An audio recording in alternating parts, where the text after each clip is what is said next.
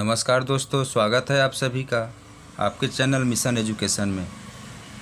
आज हम जो मैथ्स में इम्पॉर्टेंट टॉपिक है महत्तम समापवर्ती, उसके जो ट्रिक है उसको समझेंगे। एलसीएम और एचसीएफ में जो इम्पॉर्टेंट रिलेशन होता है उसको भी हम जानेंगे।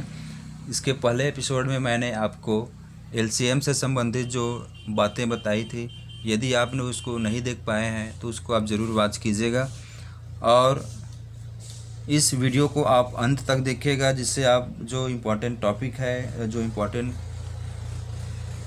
बातें हैं उसको आप अच्छे से सीख पाएँ। तो सबसे पहले हम समझते हैं महत्तम समापवर्त्य में पहला जो इम्पोर्टेंट टॉपिक है वो अपवर्तक है। क्या है? अपवर्तक। ठीक है, तो अपवर्तक क्या होता है? ऐसी संख्या जो दो या दो से अधिक संख्याओं में से प्रत्येक को पूरी तरह से काटती है। ठीक है, जैसे देखते हैं 42 का अपवर्तक क्या है। 42 का अपवर्तक क्या है? मतलब ये 42 किससे किससे डिवाइड हो जाएगा। ये 1 से भी हो जाएगा, 2 से भी हो जाएगा, 3 से, है ना, 6 से भी हो जाएगा, 7 से भी हो जाएगा, 14 से। ये ऐसे हम निकाल सकते हैं। इससे पहले जब मैं आपको लघुत्तम समापवर्त्य बता रहा था तो उसमें मैंने आपको एक चीज़ बताया था कि अपवर्त्य गुणज क्या होता है। तो उसमें ये इसका उल्टा था। सपोज़ ये 3 था तो 3 का क्या होता है? 3, 6, 9, ये ऐसा होता है। तो ये जो 3 है इससे ये डिविजिबल होना चाहिए, ये इससे डिवाइड होना चाहिए, ये भी इससे डिविजिबल होना चाहिए। लेकिन ये यहाँ पर क्या है? उल्टा है। 42 का अपवर्त्य मतलब ये 1 से डिवाइड होना चाहिए, 2 से, 3 से, 6 से, ये ऐसे करते हैं। तो ध्यान रखिएगा, लघुत्तम में जो ये जिसका हम गुणज निकाल रहे हैं उससे डिविजिबल होना चाहिए, और अपवर्तक में जो निकाल रहे हैं जो अपवर्तक है वो उसको डिवाइड करते चले। ये इसका दोनों में बेसिक डिफरेंस होता है।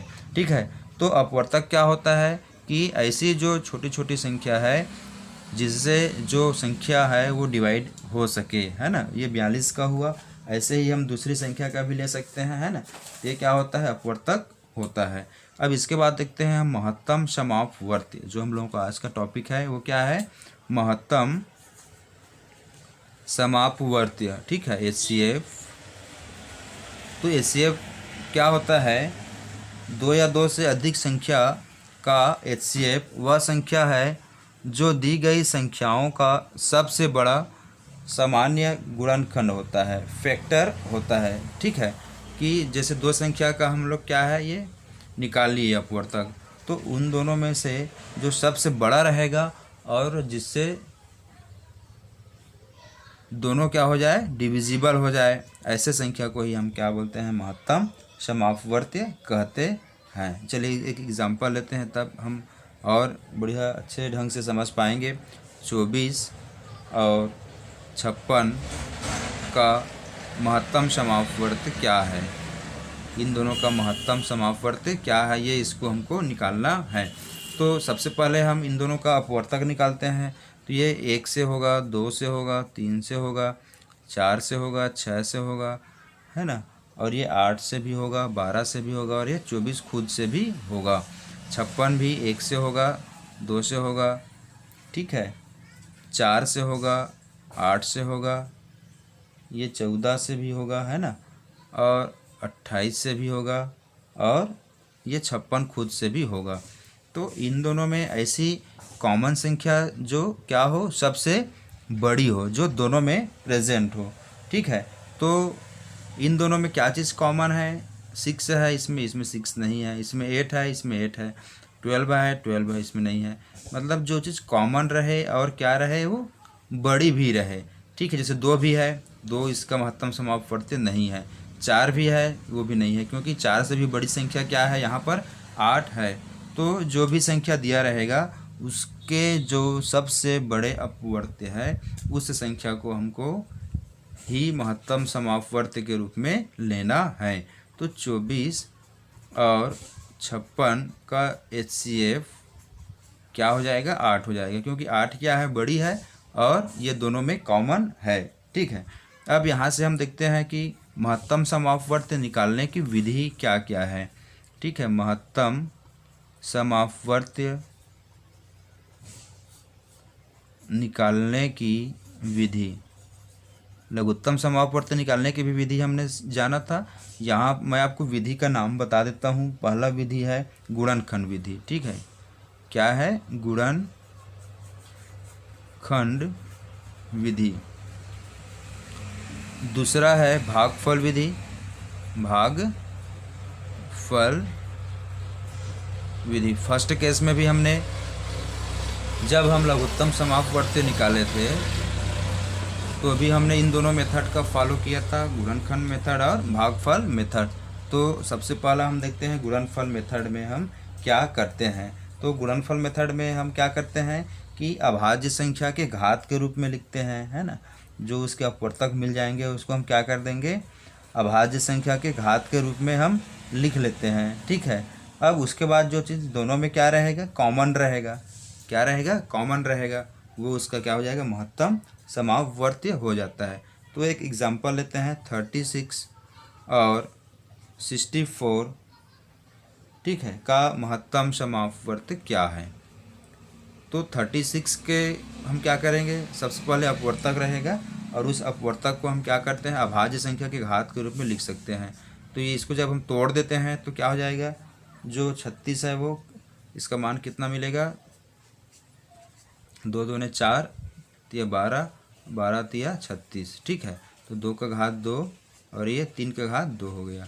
वैसे ही 64 का मान जब करेंगे अभाज्य संख्या के घात के रूप में लिखेंगे तो क्या हो जाएगा, 2 गुणित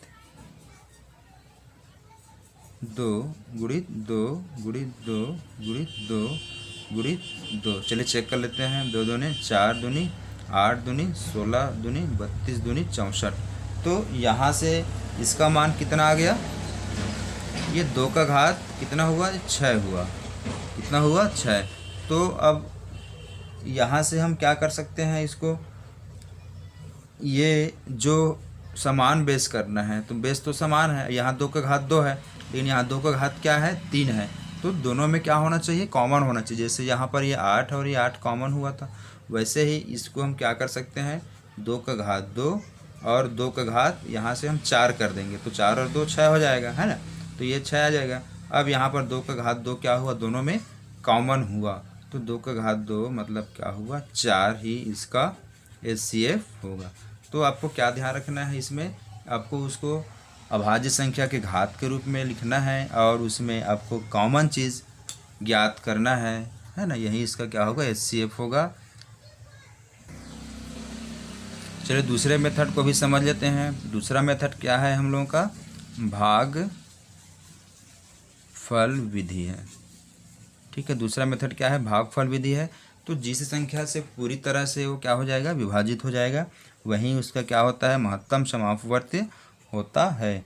तो 36, 64 और 1, चलिए इन दोनों का ही निकाल लेते हैं। 36 और 64 का HCF क्या होगा। ठीक है, तो सबसे पहले इन दोनों में से छोटी संख्या क्या है, 36 है। तो जो भी छोटी संख्या रहेगा हम बड़ी संख्या को डिवाइड करते हैं, है ना। तो 36 2 जा कर देंगे तो ये ज़्यादा हो जाएगा, तो ये एक बार जाएगा, है ना। तो कितना आ गया, ये 8 आ गया और यहाँ पर ये 2 आ गया। और 28 को से हम 36 को डिवाइड करेंगे, फिर से एक बार जाएगा। हमको ऐसे ही अल्टरनेट चेंज करते रहना है जब तक कि हमको जो शेषफल है वो 0 ना मिल जाए। ठीक है, और या फिर जिससे पूर्णतः कट जाए। तो ठीक है, ये यहाँ से कितना आ गया, 8 आया। ठीक, अब ये 8 आने के बाद क्या करना है हमको, अब इस 8 से हम क्या करेंगे, 28 को डिवाइड करते हैं तो पूरा कटेगा नहीं, 8 3 24। ठीक है, तो ये कितना आ जाएगा, 4। अब इस 4 से 8 को भाग देंगे तो 4 दूनी 8। तो जिससे पूर्णतः कटेगा, तो ये किससे पूरा कटा है, 4 से। तो यही क्या होगा, इसका HCF होगा। ठीक है, तो HCF बराबर क्या हुआ, 4 हुआ। ये हम लोग भागफल मेथड से निकालें। आपको ऐसे तब तक डिवाइड करते रहता है जब तक आपको शेषफल 0 ना मिल जाए। तो सबसे पहले आप छोटे संख्या से भाग देंगे, उसके बाद उसको आप अल्टरनेट चेंज करते रहेंगे।